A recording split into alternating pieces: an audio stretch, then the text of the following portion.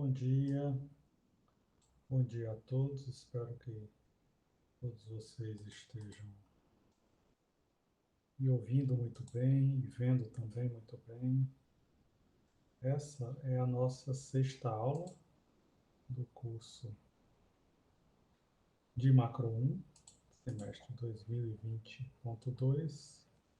E nas aulas anteriores, nós apresentamos a economia clássica, quando ela investigava as questões de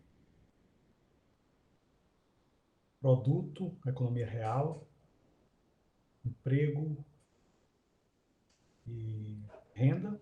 Depois a gente viu como a economia clássica via as questões monetárias, preços, taxa de juros, oferta de moeda, demanda por moeda. E depois a gente viu a abordagem keynesiana sobre os dois lados, o lado real e o lado monetário. Depois disso a gente juntou tudo no modelo ISLM. E o modelo ISLM tinha uma série de questões, né?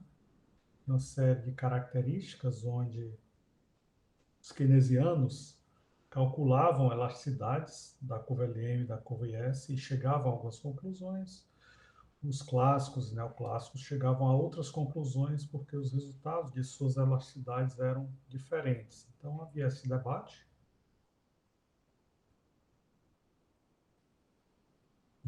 baseado na visão clássica e keynesiana sobre as elasticidades das curvas ISLM. Só que uma coisa que o modelo ISLM, quando investigava que política era ideal, política monetária ou política fiscal, uma coisa acabava passando despercebido pelo modelo ISLM. É por isso que os economistas procuravam trabalhar com o modelo ISLM e começavam a ficar um tanto quanto desconfortáveis com as limitações desse modelo. E aí, em função disso, eles começaram a trabalhar para desenvolver outros modelos. E agora a gente vai apresentar nesse capítulo o modelo de oferta agregada e demanda agregada. Muito bem. Quando a gente tinha o modelo ISLM, o que a gente tinha? A gente tinha a junção das duas curvas, porque a gente tinha aqui a curva IS. Cada ponto ao longo da curva IS me mostrava que o mercado de bens e serviços estava perfeitamente equilibrado. Aqui a gente tinha a curva LM, cada ponto ao longo da curva LM nos mostrava que o mercado monetário estava perfeitamente equilibrado, ou seja, a demanda por moeda era igual à oferta de moeda. Agora a questão é que só havia um ponto onde nós tínhamos o equilíbrio simultâneo entre oferta de moeda e demanda por moeda e oferta de bens e demanda por bens e serviços. Então, esse ponto aqui, onde a taxa de juros é R0 e o produto da economia é Y0, e mostra o equilíbrio simultâneo entre essa curva LM e essa curva IS. Então, aqui está a equação de equilíbrio da curva IS, aqui a equação de equilíbrio da curva LM. Só que uma coisa que a gente procurava sempre mostrar para deslocar a curva LM era uma alteração na oferta de moeda. Ou a oferta de moeda aumentava, deslocando a curva LM para baixo e para a direita, ou ela diminuía, deslocando a curva LM para cima, para a esquerda. Muito bem. Entretanto, uma coisa que o modelo ISLM não costumava investigar era as alterações na oferta real de moeda determinadas por variações no nível de preços. Ou seja, quando escolas monetaristas ou keynesianas recomendavam política monetária ou política fiscal, sempre estavam olhando para nível de produto da economia e nível de taxa de juros. Sempre olhavam para esses fatores: consumo, investimento, gasto do governo, tributos, poupança, oferta de moeda, demanda por moeda. Então, olhava todas essas variáveis, mas ignoravam a variável que era bem importante. O modelo ISLM não capta muito bem o que acontece quando as políticas monetária e fiscal afetam o nível de preço da economia. O que está acontecendo aqui quando a política monetária não modifica a oferta de moeda? A oferta de moeda continua em M0, mas o nível de preços começa a subir. Inicialmente eu estou aqui nessa curva LM, onde eu tenho a oferta de moeda M0 e nível de preço P0, e de repente o nível de preço sobe. O que acontece quando o nível de preço sobe, onde P1 é maior do que P0? Como P está no denominador, então eu tenho uma oferta monetária onde eu tenho algo pitoresco, né? M0 sobre P1 é menor do que M0 sobre P0. O numerador não se modificou, o denominador aumentou. Então, o efeito de um aumento do nível de preços quando a oferta monetária não se altera é um efeito semelhante ao efeito de retração de oferta monetária, ou seja, a quantidade de oferta monetária real acaba se retraindo. Isso tudo por causa desse aumento do nível de preços. O nível de preços aumentou, então a curva LM é deslocada para cima e para a esquerda, resultando nessa curva LM aqui, onde o ponto B é o novo ponto de equilíbrio da nova curva LM com a velha curva IS. Então, eu tenho um nível de produto que vai cair para Y1 e eu tenho um nível de taxa de juros que vai subir para R1. O que acontece se o nível de preço continua subindo para o nível P2? Caso a oferta de moeda permaneça estável, o nível de preço subindo para P2 faz com que a LM se retraia ainda mais para a esquerda e para cima, então o ponto A passa a se tornar o ponto de equilíbrio. O produto da economia vai para Y2, a taxa de juros vai para R2. Então, a curva LM está se deslocando não porque o Banco Central está fazendo qualquer coisa ativa. Muito pelo contrário. O Banco Central está completamente passivo, não está alterando em nada a sua política monetária, mas a política monetária, a oferta real de moeda está sendo retraída, por quê? Porque o nível de preço está subindo. Então, essa retração da oferta real de moeda vai gerar essa chamada curva de demanda agregada keynesiana, e é o quê? É uma curva de demanda agregada que tem esse tipo de característica, né? No longo prazo, quando o nível de preço se altera, então a curva de demanda agregada nos mostra o quê? Quando o nível de preço está subindo, eu tenho esse deslocamento de Y0 para Y1 para Y2. Quanto o nível de preço subir cada vez mais, a minha demanda agregada vai mostrar que para o mesmo nível de oferta de moeda M0, eu terei novos equilíbrios onde a oferta real de moeda está se adequando para ficar num ponto da demanda agregada diferente. Sai do ponto C, vou para o ponto B e depois para o ponto A. O que é que acontece com a oferta agregada? Inicialmente, a gente vai manter a oferta agregada keynesiana dessa forma, ou seja, a hipótese básica é que, no curto prazo, o nível de preços não se altera, portanto, a oferta agregada keynesiana é uma curva horizontal.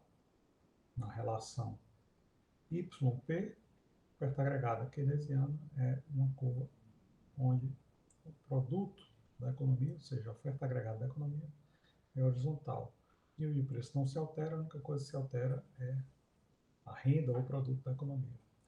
Então, o modelo demanda agregada, oferta agregada, o modelo OADA, é um modelo onde põe no gráfico, no plano euclidiano, a gente tem o quê?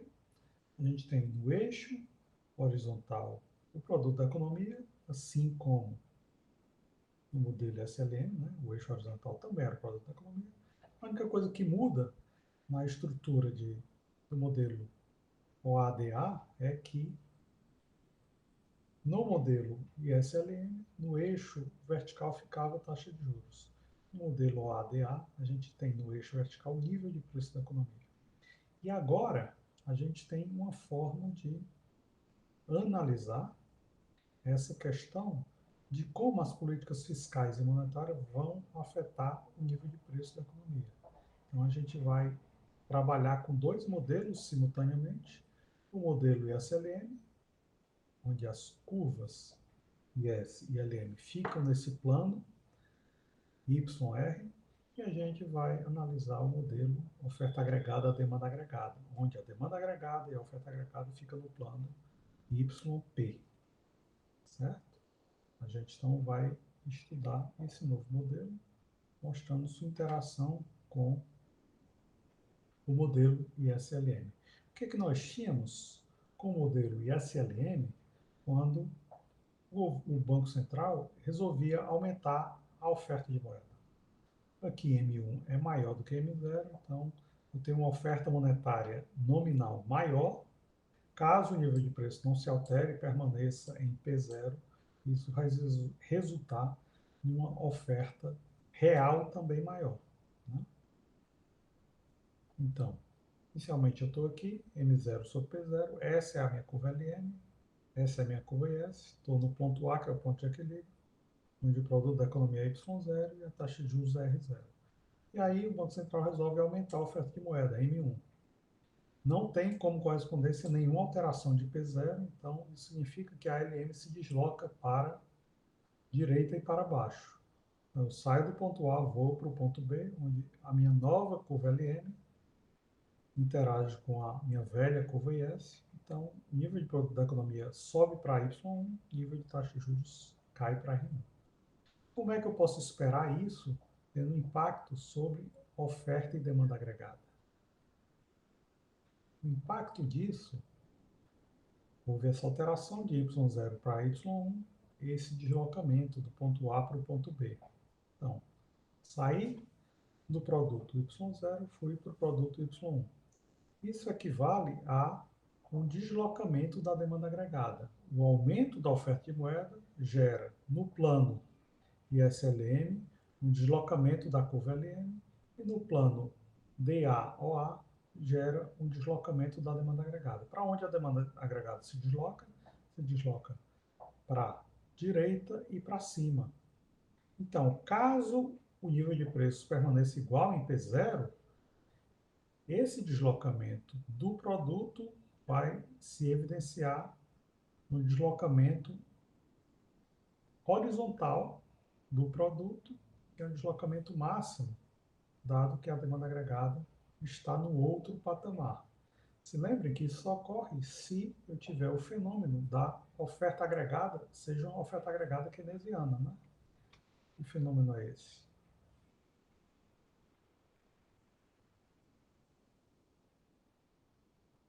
Esse é o fenômeno da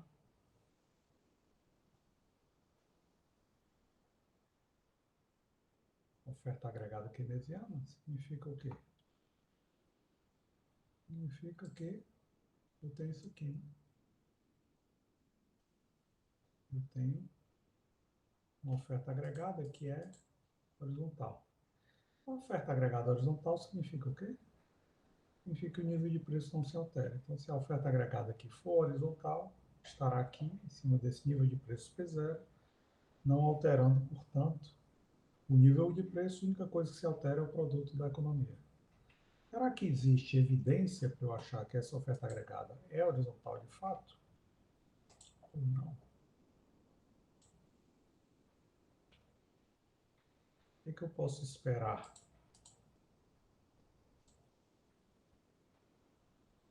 Vamos ver como é que essa oferta agregada se comporta, né?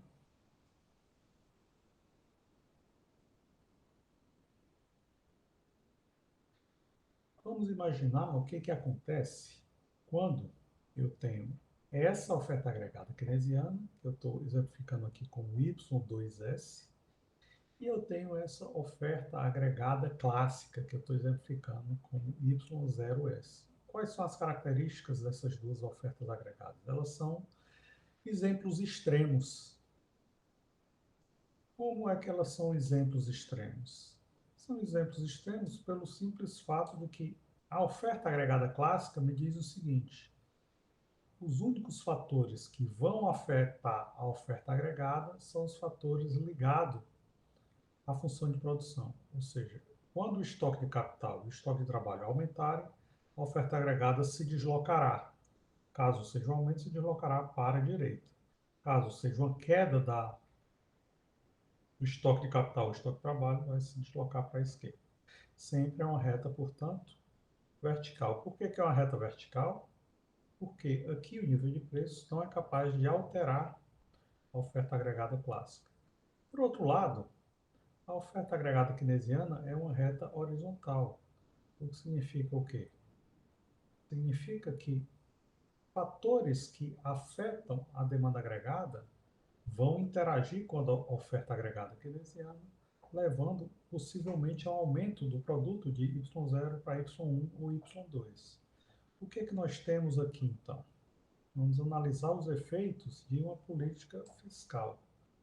Quais seriam os dois tipos de política fiscal expansionistas que nós trabalhamos no modelo ISLM? Uma política fiscal pode ser expansionista se o governo decide aumentar os seus gastos ou reduzir os impostos. Aqui, nesse exemplo, a gente está lidando com o aumento dos gastos do governo, então o aumento dos gastos vai deslocar a curva IS para cima e para a direita, e o efeito desse deslocamento da curva IS para cima e para a direita significa um deslocamento da demanda agregada. A demanda agregada vai também se deslocar para cima e para a direita. Então, a demanda agregada se desloca para cima e para a direita quando o governo aumenta seus gastos. Né? O que é que eu posso esperar quando eu tinha a antiga demanda agregada Y0D e passo até a nova demanda agregada Y1D? Eu tinha, então, essa interação.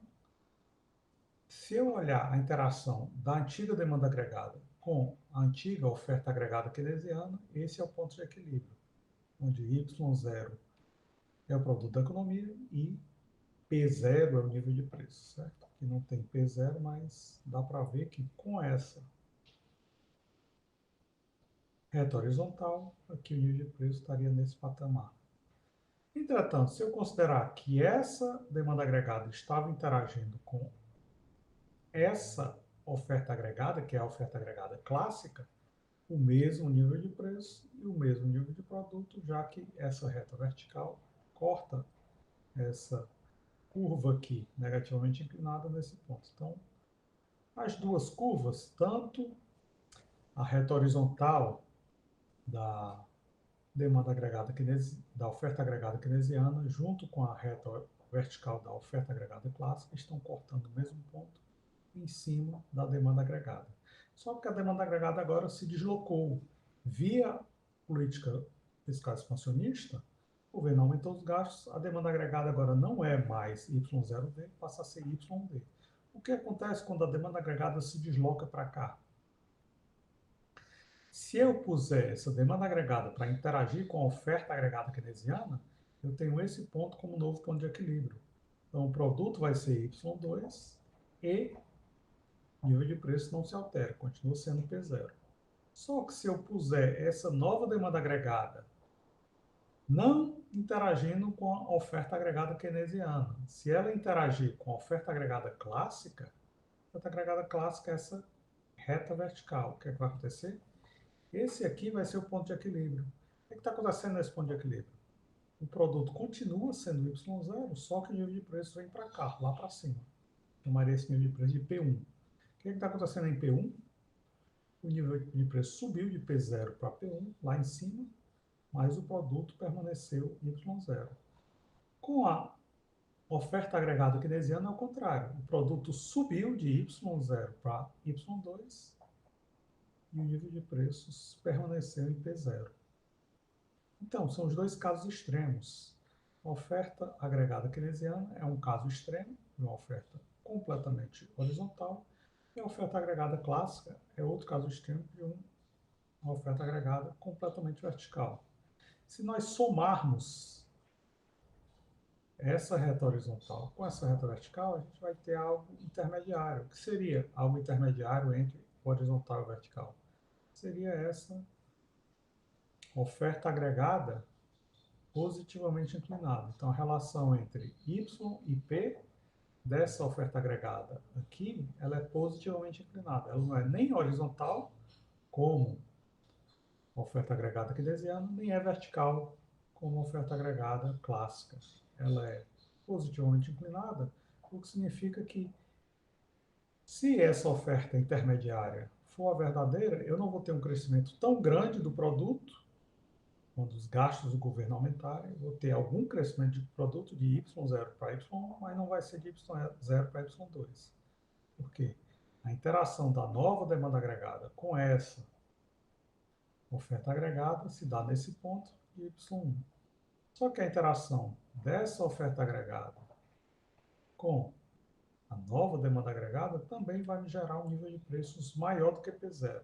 Vai ser menor do que esse P1 aqui, mas vai ser maior do que P0. Então, basicamente, essa oferta agregada intermediária, que não é uma oferta agregada completamente keynesiana, nem completamente clássica, me dá uma característica interessante. Cresce um pouquinho de produto, cresce um pouquinho de nível de preço, dado um aumento do gasto do governo, já que o governo está praticando uma política fiscal expansionista. Bem, como a gente vê a formação dessa oferta agregada intermediária entre a keynesiana e a clássica? A gente pode ter algumas explicações para essa oferta agregada se formar. A primeira explicação diz respeito à forma como o mercado de trabalho funciona.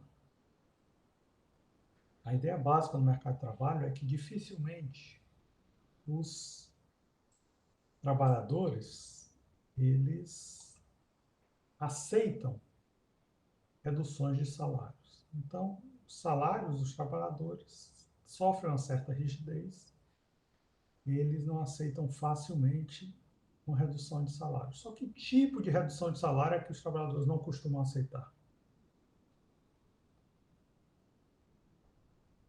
Eu ganho R$ 1.000 por mês, o meu poder de compra equivale a R$ 1.000 por mês. Se a inflação é zero e a empresa diz que precisa economizar custos e disser que vai reduzir o salário para R$ 900 por mês, os trabalhadores não aceitarão essa redução salarial.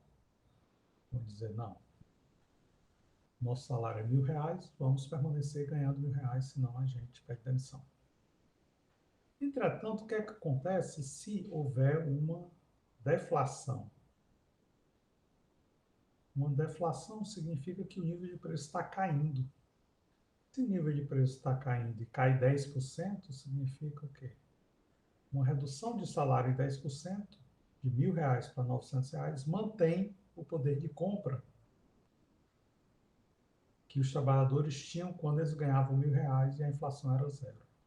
Então, ganhar R$ 1.000 e ter uma inflação zero, já que eu estou dividindo salário nominal pelo nível de preço, equivale a ganhar R$ 900 em uma deflação onde o nível de preço caiu 10%. E isso, obviamente, vai ser igual a uma produtividade marginal do trabalho, que se ela não tivesse se alterado de um ano para o outro, então esse salário real vai equivaler a essa produtividade. Entretanto, os trabalhadores têm muita dificuldade em aceitar queda de salário nominal. O que é que pode acontecer? Pode haver uma queda de salário real. Ou seja, o salário é R$ 1.000, não se altera, mas nós temos inflação. O que acontece se eu tiver uma inflação de 10% e o salário continuar em R$ 1.000? Isso significa que os trabalhadores vão se deparar com um poder de compra mais reduzido. Eles perderão o poder de compra. Os preços estão subindo, são flexíveis, mas os salários são fixos. Então, o que é que está acontecendo? Está acontecendo basicamente o seguinte: se o salário pudesse ser reduzido de forma a ficar nesse patamar, esse salário W barra poderia cair, eu tenho um salário W1 nesse patamar menor, com isso eu poderia contratar mais trabalhadores, N1. Se mais trabalhadores fossem contratados, com salário nominal menor, então, com essa mesma produtividade dos trabalhadores, eu teria mais pessoas empregadas. Entretanto, dificilmente essa curva salarial NS1 vai ser atingida, por quê? Porque os trabalhadores lutam muito por salários nominais rígidos. Se o salário não puder cair para esse patamar, para eu atingir esse ponto aqui, para esse nível, salário rígido, para eu atingir essa curva de oferta de trabalho, portanto, empregando essa quantidade bem maior de pessoas, isso só será possível caso a produtividade se desloque para cá, né? A produtividade se deslocando para cá, aí sim, eu teria um novo equilíbrio, com o mesmo nível de salário e um nível de emprego maior. Qual é o grande problema? Se o salário for fixo, talvez não seja possível empregar mais pessoas, a não ser que a produtividade aumente. Então, esse é o grande problema de salários monetários fixos. Uma forma, talvez, de aumentar o emprego seria uma queda do salário real. O salário real cai, os trabalhadores podem não aceitar salários monetários menores, mas acabam tendo um salário real menor. Por quê? Porque o nível de preços aumentou. Então, quando há uma recessão, qual é o grande problema? Numa recessão é necessário diminuir o salário dos trabalhadores para tentar manter todo mundo empregado. Entretanto, se o salário monetário é rígido, uma recessão significa o quê? Significa que, como o salário monetário não pode cair, caso a recessão venha com deflação também, o que é bastante comum, a gente tem um grande desemprego. Muitas pessoas acabam sendo demitidas porque as empresas não têm como manter essas vagas de emprego caso os salários permaneçam no mesmo patamar. Então, o desemprego poderia ser menor durante uma recessão, mas acaba sendo muito maior em função do salário monetário, muitas vezes ser fixo pela própria legislação. E aí, como é que há o ajuste? O ajuste acaba ocorrendo via inflação. O nível de preço sobe, quando o nível de preço sobe, o salário real cai.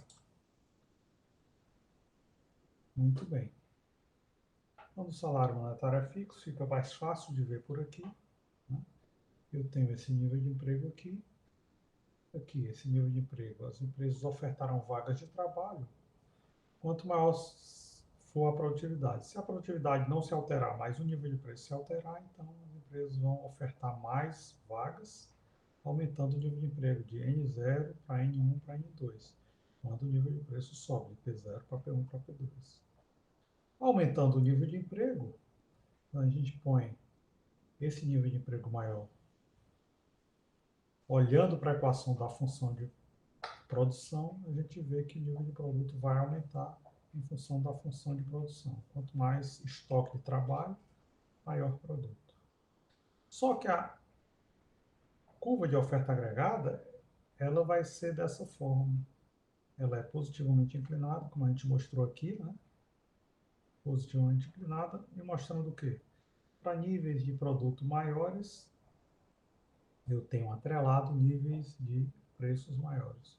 Os níveis de preços foram aumentando aqui, gerando mais vagas de emprego, o emprego aumentou, emprego aumentando, gera produto maior está associado ao nível de preços maior. Então, a gente tem a construção dessa curva de oferta agregada, e essa construção mostra exatamente essa relação entre produto e nível de preço, que é uma relação positiva, né? Quanto mais o produto cresce, o nível de preço sobe. Então, a oferta agregada da economia tem essa característica, uma relação direta entre produto da economia e nível de preços. Entretanto, o que vai acontecer se eu tenho Nesse mundo onde os preços podem subir, portanto, tendo efeito sobre o produto da economia, né? O que acontece quando a gente tem um aumento da oferta de moeda? Um aumento da oferta de moeda significa o quê? Antes eu tinha M0 e passo a ter M1. O que é M1? M1 significa uma oferta maior de moeda do que anteriormente. Então, M1 é maior do que M0. Inicialmente, eu tenho essa curva LM no ponto A, que interage com essa curva IS. A curva IS não está se alterando, porque eu só tenho política monetária, não tenho política fiscal, então a IS permanece no mesmo canto, só a LM que se modifica. Quando eu saio de M0 para M1, inicialmente só M1 que se modifica, os preços continuam no mesmo patamar, P0, então eu tenho essa taxa de juros inicial e esse produto inicial, o ponto A, o ponto de equilíbrio, e vou para o ponto B. O que é que está acontecendo no ponto B? A nova LM, que vai se expandir bastante porque houve um aumento da oferta monetária, a nova LM no ponto B me mostra velha IS, nova LM, no ponto B eu tenho um produto da economia bem alto, Y1', e uma taxa de juros bem baixa, R1'. Qual é o grande problema? O problema é que, quando eu tinha só o modelo SLM, acabava aqui. Eu saía do ponto A e ia para o ponto B. Pronto, acabou. Só que agora o nível de preços é flexível.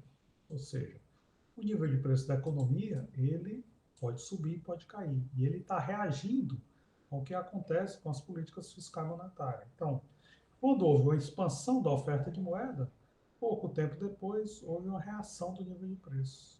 O nível de preço subiu para P1. P1 é maior do que P0. Só que a diferença de P0 para P1 não é tão grande quanto a diferença de M0 para M1. M1 é um grande aumento, P1 é um pequeno aumento. Então, a curva LM não regride até o ponto A. Regride só um pouquinho até o ponto C. O que é que eu tenho no ponto C? Eu tenho a taxa de juros R1, que é maior do que R1', mas é menor do que R0. Eu tenho um produto da economia que é maior do que Y0, mas é menor do que Y1'. Certo? Então, no ponto C, eu tenho produto da economia Y1, taxa de juros R1.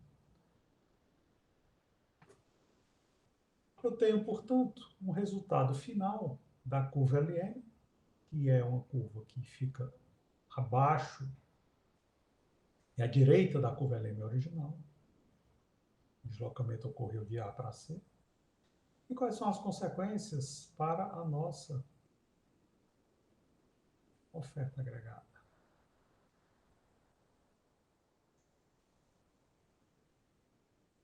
Estava aqui, né? As consequências para a nossa oferta agregada são as seguintes. Eu tenho, inicialmente, uma demanda agregada original. E aí, o aumento da oferta monetária desloca a demanda agregada para cima e para a direita. Eu saio, portanto, do ponto A, vou para o ponto B. Por que que eu vou para o ponto B? Porque, inicialmente, o nível de preços não se altera. Eu saio de M0 para M1, mas o P0 continua P0. Então, saio do ponto A, vou para o ponto B, opa, foi demais. Vou para o ponto B. No ponto B, o que é que eu tenho? No ponto B, estou em P0. No ponto A, estou em cima de P0. No ponto B, também estou em cima de P0.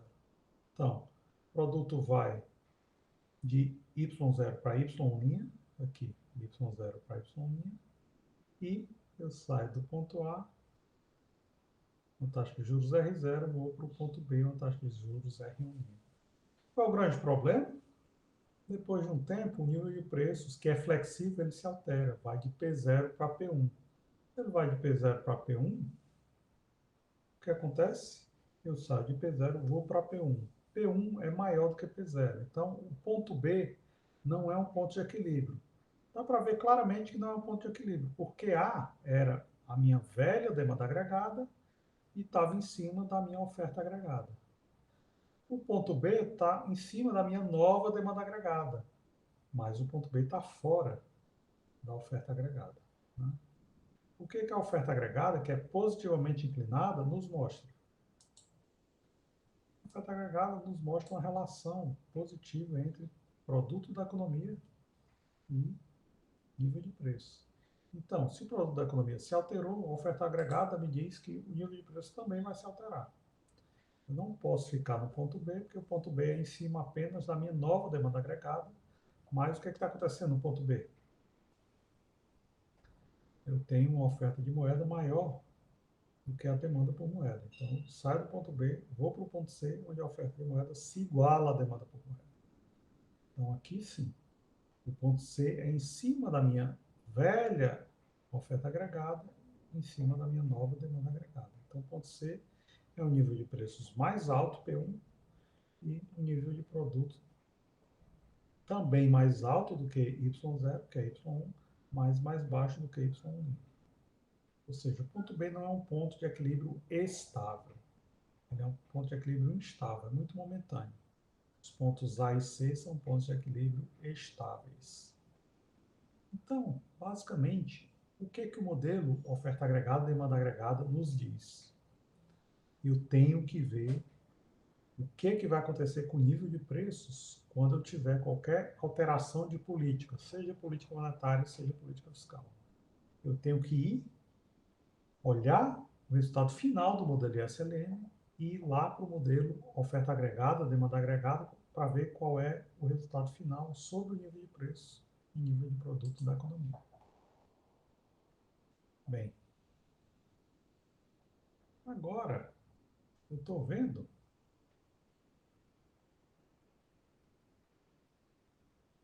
o que acontece com o equilíbrio da economia nos modelos de SLM e oferta agregada, demanda agregada, quando há um aumento dos gastos do governo. Anteriormente a gente viu, né? Aumento dos gastos do governo, gerando o quê? Gerando uma variação aqui do produto.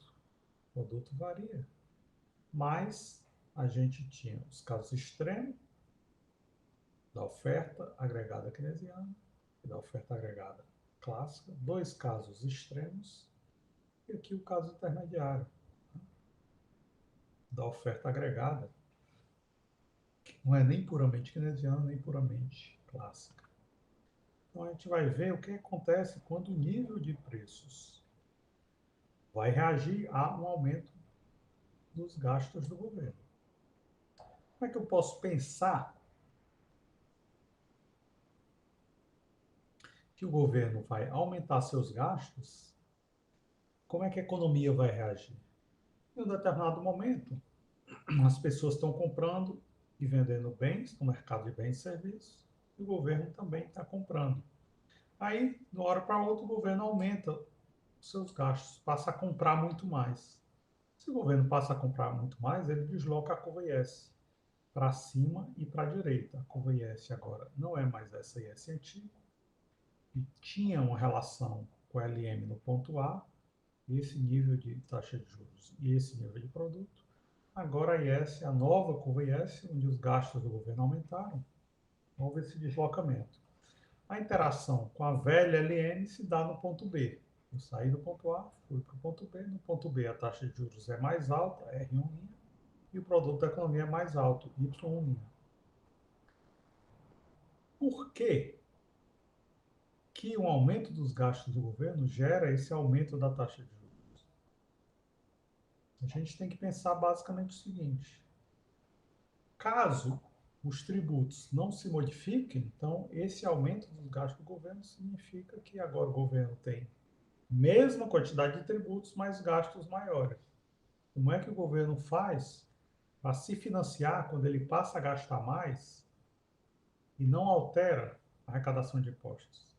Ele tem que ir para os mercados financeiros para pegar mais dinheiro emprestado dos mercados financeiros. Ora, se essa taxa de juros era a taxa de juros que equilibrava os mercados financeiros, com esse nível de gasto do governo, se o governo passa a ir nos mercados financeiros demandando mais empréstimos, a taxa de juros vai ter que aumentar.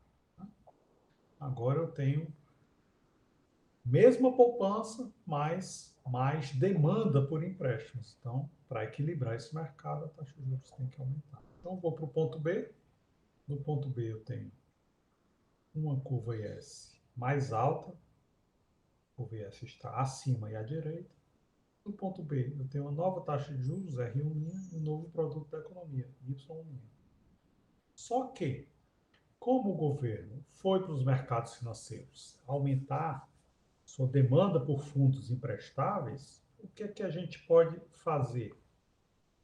Tem que pensar o seguinte: o governo pegou esses empréstimos e foi para o mercado de bens e serviços, que agora está o mercado de bens e serviços expandido, né?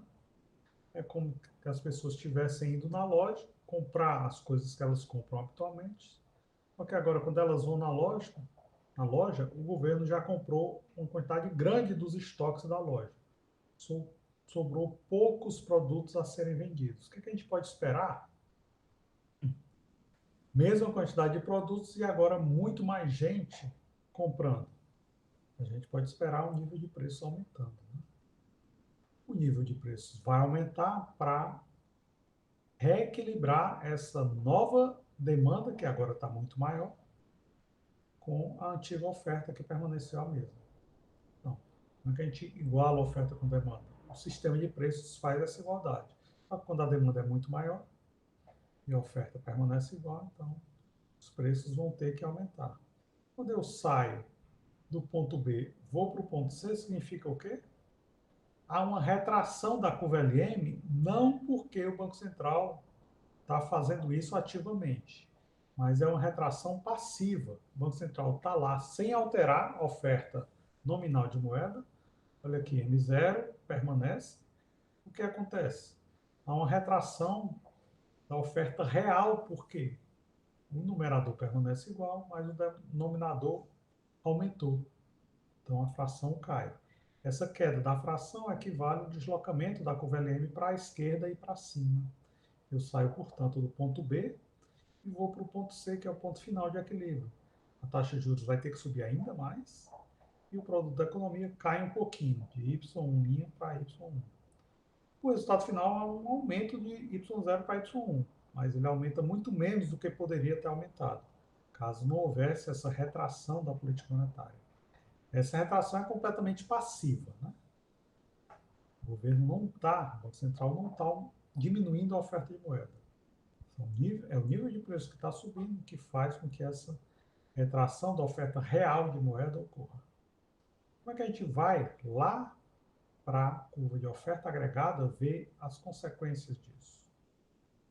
Estava no ponto A aqui em cima, no modelo ISLM, que corresponde a esse ponto A aqui no modelo demanda agregada, oferta agregada.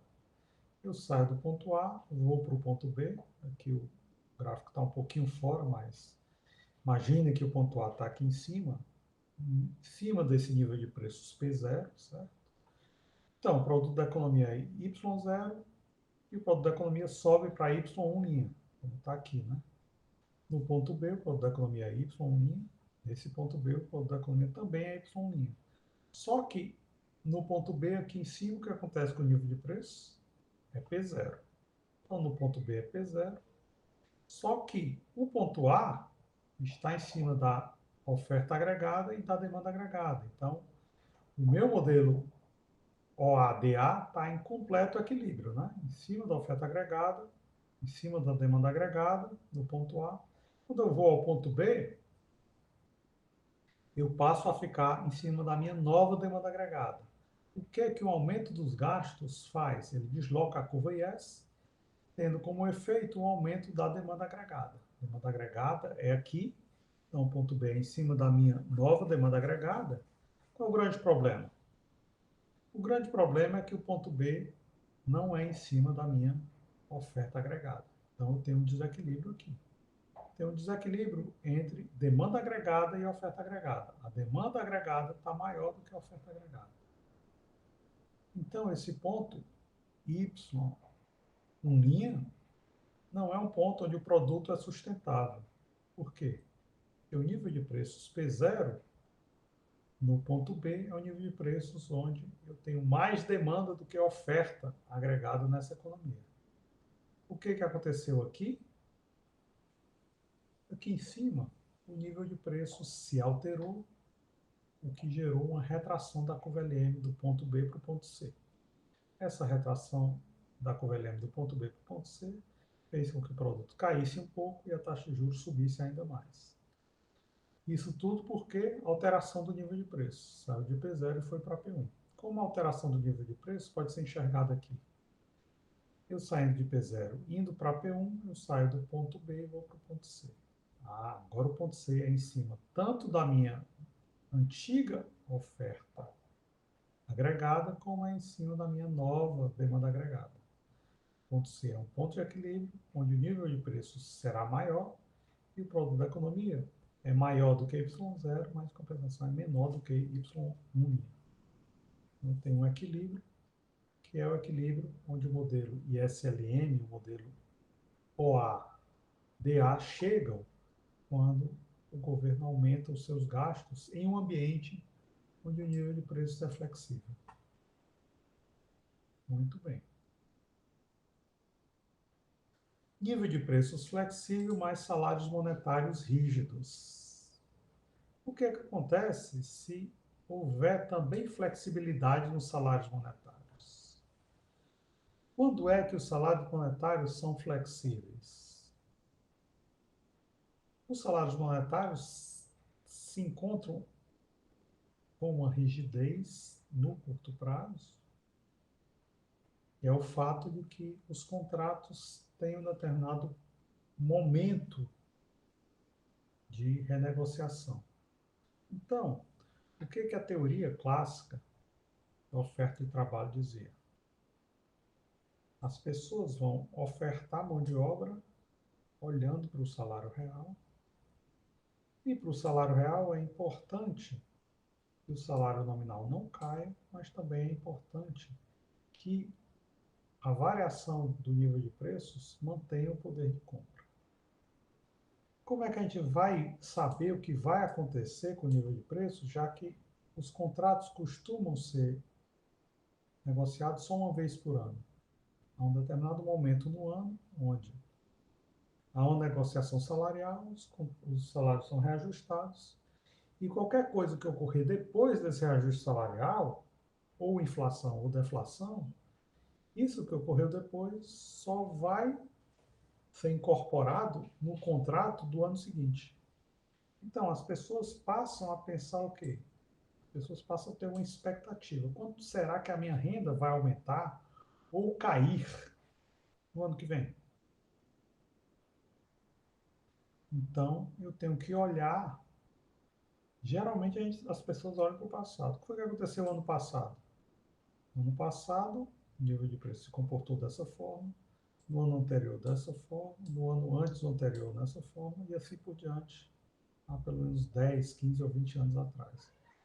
Todas essas informações de 10, 15, 20 anos atrás, até o ano passado, servem para eu construir uma expectativa de como é que os preços vão se comportar esse ano. E aí, a forma como os preços se comportarem esse ano vão fazer com que o meu salário seja reajustado no ano que vem. Então, o meu reajuste salarial esse ano vai depender da forma como os preços se comportaram nos anos anteriores. Muito bem. Como é que isso funciona quando os salários agora podem variar? Os salários variam toda vez que tem uma negociação contratual, então os salários vão corresponder a isso.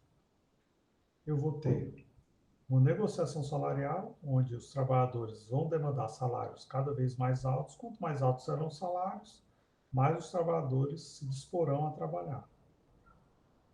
Pelo lado das empresas, as empresas olham a produtividade dos trabalhadores e multiplicam isso pelo nível de preço. Se a produtividade se mantiver igual, mas o nível de preço estiver aumentando, então elas desejam contratar mais trabalhadores. Então, esse resultado de salários nominais cada vez maiores, com emprego cada vez maior, a gente vê o que acontece quando esse emprego maior afeta a função de produção, A função de produção diz, quanto mais emprego, maior produto. A função de produção é positivamente inclinada. Um produto cada vez maior, a gente tem essa relação. Nível de preços cada vez maiores, atrelados a níveis de produto cada vez maiores. Nossa relação bem conhecida da curva de oferta agregada, só que agora a gente vai ter uma pequena diferença. Isso a gente já viu anteriormente.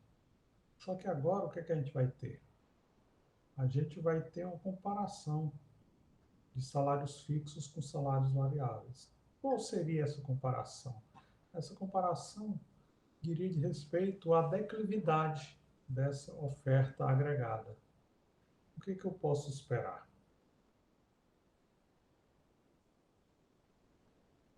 Eu posso esperar o seguinte: caso os salários sejam fixos, eu teria algum tipo de oferta de trabalho por parte dos trabalhadores; caso sejam variáveis, eu teria outro tipo de oferta de trabalho por parte dos trabalhadores.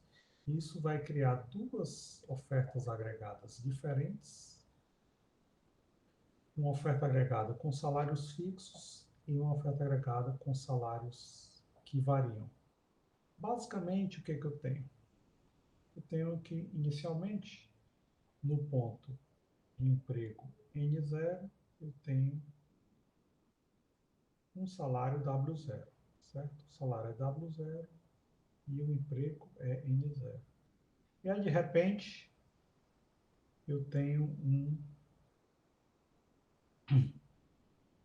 um aumento da oferta de trabalho. Se os salários não variam, aqui a curva de salário está um pouco abaixo do que deveria estar bem aqui, né? Se os salários são fixos, o que acontece? Essa curva de oferta de trabalho estará nesse patamar, gerando esse nível de emprego, N1, e o salário fixo.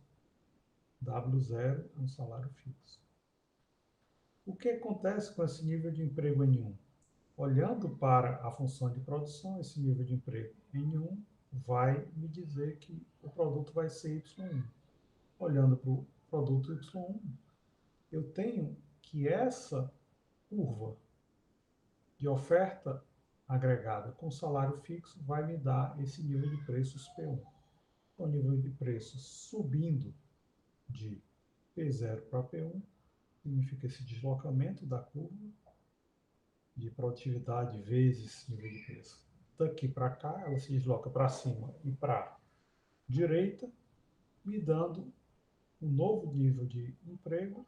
O salário não se altera. Esse nível de emprego com o salário não se alterando, eu tenho um grande crescimento do produto. Esse grande crescimento de produto com o salário não se alterando está vinculado a esse nível de preços mais alto, porque o nível de preço subiu. Entretanto, se eu tiver salários flexíveis, os salários vão variar de forma a que os trabalhadores pensam.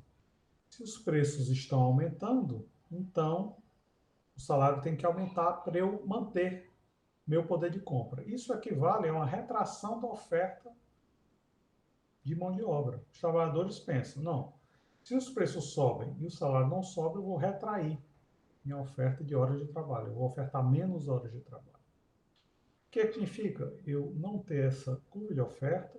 Aqui eu tenho uma curva de oferta mais em cima. Significa que quando há esse aumento do nível de preço, esse deslocamento da curva de PMN que multiplica P0 para PMN que multiplica P1, eu não terei aqui nesse patamar um equilíbrio. Eu tenho um equilíbrio mais em cima, onde o salário não é W0, o salário é W1.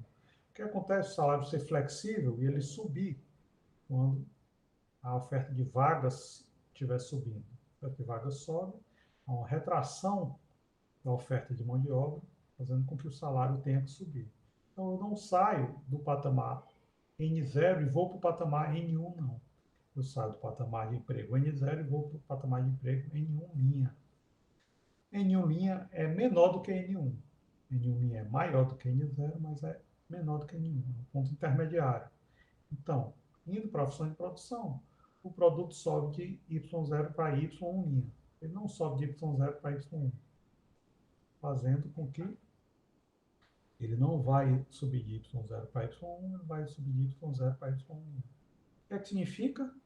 A curva de oferta agregada ela é mais inclinada, né? Ele tem uma inclinação mais vertical quando o salário é variável do que quando o salário é fixo. Quando o salário é fixo, a curva de oferta agregada é mais horizontal. Quando o salário é vertical, quando o salário é variável, a curva de oferta agregada é mais vertical.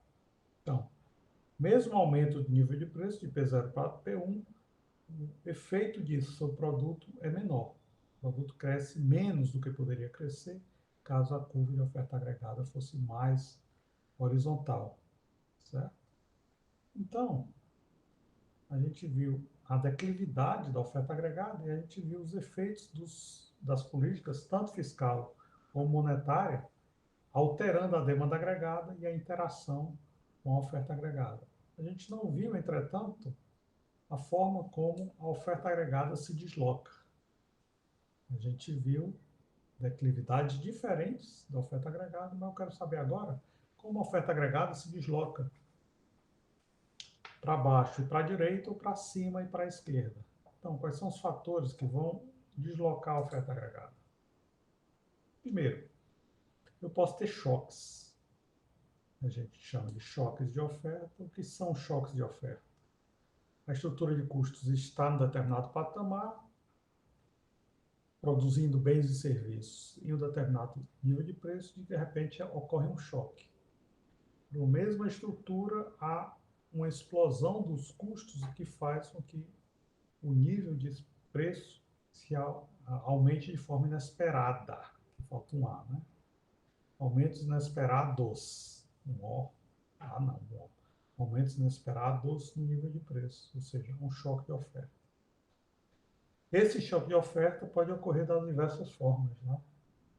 A gente está em meio a uma pandemia e houve um choque de oferta. Só que também houve um choque de demanda ao mesmo tempo. Qual foi o choque de oferta? O choque de oferta é que, de uma hora para outra, as pessoas não podem mais sair de casa para trabalhar, então é razoável esperar o quê? Esperar um deslocamento da curva de oferta para cima e para a esquerda. Ou seja, como as pessoas não podem sair de casa para trabalhar, o produto da economia vai cair muito.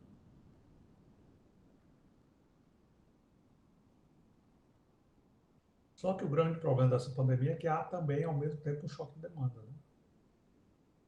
As pessoas não podem sair de casa para trabalhar, muitas pessoas foram demitidas, e ao serem demitidas, essas pessoas não têm renda, passam a consumir menos. Então, essa pandemia afeta os dois lados da economia, o lado da oferta e o lado da demanda. E o lado da oferta gera um choque de oferta, um aumento inesperado do nível de preços. Outra coisa que pode alterar a oferta agregada é as expectativas, né? Agora, a gente começou um processo de vacinação, as pessoas começam a pensar em que, quando eu serei vacinado, depois que eu for vacinado, eu posso voltar a trabalhar. Eu estou desempregado, posso voltar a conseguir um emprego. Porque eu estarei vacinado, não ficarei mais doente. Então, isso vai alterar a curva de demanda de trabalho e também vai alterar a curva de oferta de trabalho. Curva de demanda de trabalho, porque as empresas vão pensar o quê? Opa, haverá muita gente agora disposta a trabalhar e vacinada. Então, eu vou demandar mão de obra, eu vou ofertar um determinado número de vagas. As pessoas pensam, agora que eu estou vacinado, eu posso voltar ao mercado de trabalho, estarei disponível para trabalhar, obviamente. O salário real vai depender da produtividade desses trabalhadores depois da vacinação, e isso vai também ter uma interação com a função de produção agregada. Então, são basicamente quatro curvas, né? Curva de produtividade da economia tem que ser igual ao salário real. O salário real vai afetar o número de vagas via curva de demanda por trabalho. O salário real vai afetar a oferta de mão de obra via salário real que os trabalhadores desejarão receber. e tudo isso também afeta a função de produção agregada. Muito bem.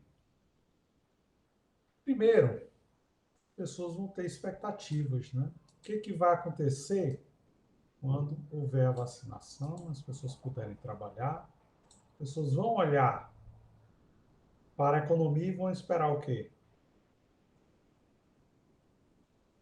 Quando as pessoas começarem a voltar para o trabalho, a renda delas vai subir muito.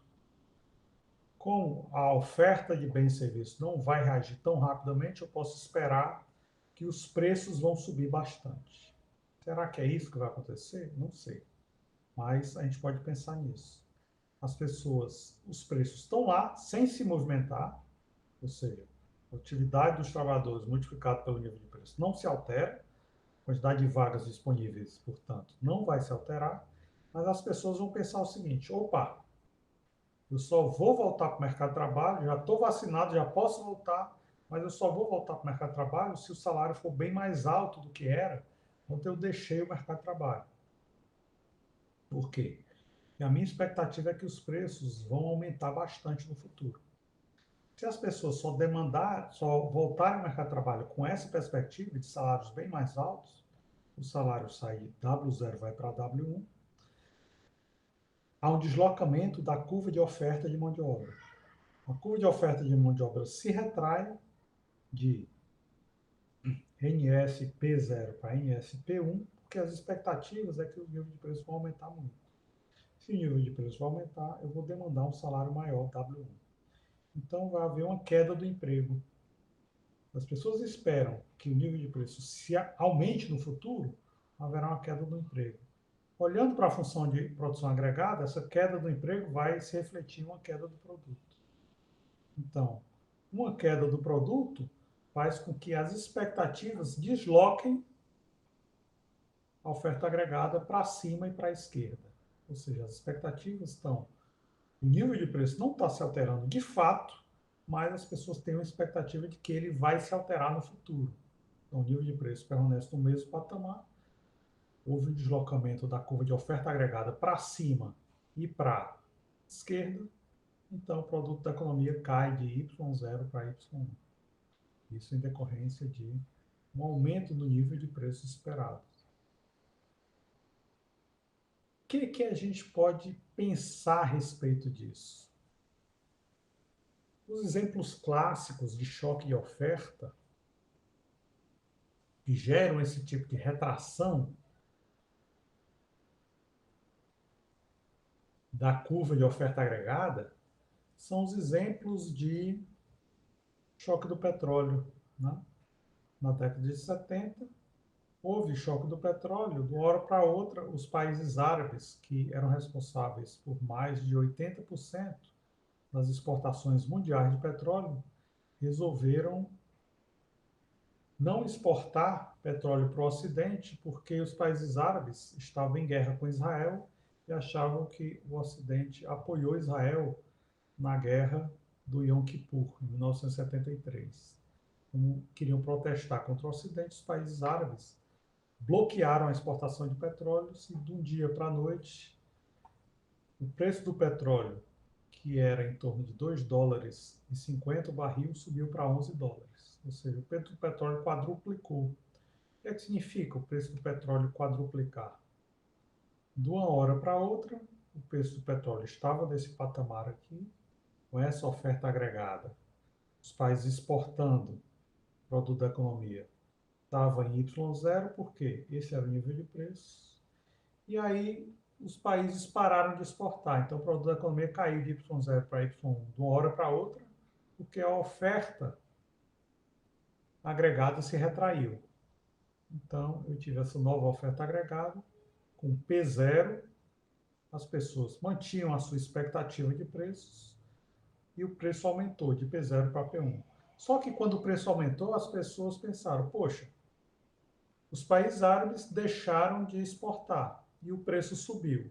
O que é que eu posso esperar dos preços no ano que vem? Eles vão subir ainda mais. Quando eles incorporaram essa expectativa de preços, dos preços subirem ainda mais, ou seja, eu peguei esse dado, que os preços subiram, e incorporei nas minhas expectativas para o ano que vem. Então, a expectativa foi de um nível de preços ainda maior, o que gerou uma recessão ainda mais profunda, fazendo com que o produto da economia caísse ainda mais. Não caiu só de Y0 para Y1, caiu de Y0 para Y2. Então, houve uma retração ainda maior. No primeiro passo, foi simplesmente um choque de oferta. O segundo passo foi as pessoas incorporando esse choque de oferta nas expectativas. Então, ao invés de subir só de P0 para P1, ele subiu de P0 para P2. Uma grande retração do produto, gerando aquela grande recessão da década de 70 no mundo dos países desenvolvidos. Os países em desenvolvimento, como o Brasil e a maior parte dos países latino-americanos, essa recessão ocorreu no começo da década de 80, depois do segundo choque do petróleo que ocorreu em 1979. O primeiro choque do petróleo gerou um ajuste da economia dos países ricos. O segundo choque do petróleo gerou um reajuste da economia dos países em desenvolvimento. Muito bem. Basicamente, a gente mostra esses choques do petróleo tendo um impacto sobre a retração da oferta agregada. Bem, para terminar a aula de hoje, a gente acaba vendo os dois casos da curva de demanda agregada. A gente tem a demanda agregada clássica, que é essa curva aqui, que está com demanda agregada negativamente inclinada, e a oferta agregada clássica é uma curva vertical. Né? O que significa? Para os clássicos, a demanda agregada só se altera quando há uma alteração na oferta de moeda.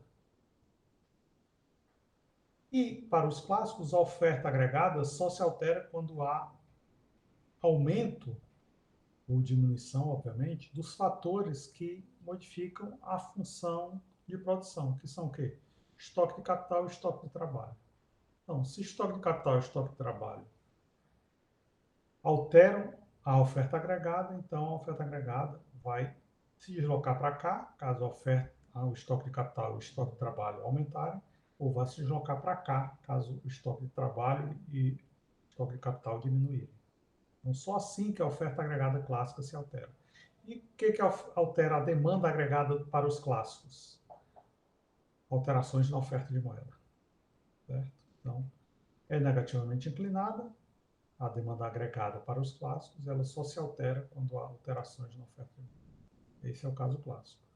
Para os keynesianos, a gente tem inicialmente uma curva keynesiana que é horizontal, mas depois, quando a gente incorpora uma oferta agregada que é positivamente inclinada, a gente tem o quê?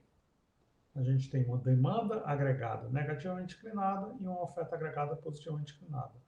Para os clássicos, a única coisa que altera a demanda agregada é a oferta de moeda. Para os keynesianos, não. Para os keynesianos, tanto política fiscal, aumento ou queda de gastos do governo, quanto política monetária, aumento ou queda de tributos, vão deslocar a demanda agregada. Portanto, alterando a demanda agregada para cá ou para cá. Para os clássicos, oferta de moeda, aumentando ou diminuindo, também vai alterar a demanda agregada. Para os keynesianos também. Os keynesianos concordam com os clássicos quando a oferta de moeda aumenta ou diminui, então a demanda agregada vai se modificar. Para os clássicos, esse é o único fator de alteração da demanda agregada. Os keynesianos, não. Os keynesianos, alteração da oferta de moeda altera a demanda agregada, mas também a alteração dos gastos do governo, alteração dos impostos e, principalmente, os keynesianos estão muito preocupados com variações na demanda por investimento. Como é que a demanda por investimento varia? A demanda por investimento varia em função das expectativas. O que a gente pode esperar com o processo de vacinação começando no Brasil? A gente pode esperar que as empresas vão se deparar com os trabalhadores voltando a trabalhar, portanto, as empresas vão fazer investimentos. Então, a expectativa das empresas é de maiores vendas e de maiores receitas. Então, elas vão pensar o quê? Eu vender mais, eu preciso produzir mais, preciso contratar mais trabalhadores. Então, a gente pode esperar um aumento da demanda por investimento. Entretanto, o que acontece se não houver vacina suficiente, ou se as vacinas não funcionarem, ou se as empresas que produzem vacinas não venderem para o Brasil, então esse investimento vai ser frustrado, né?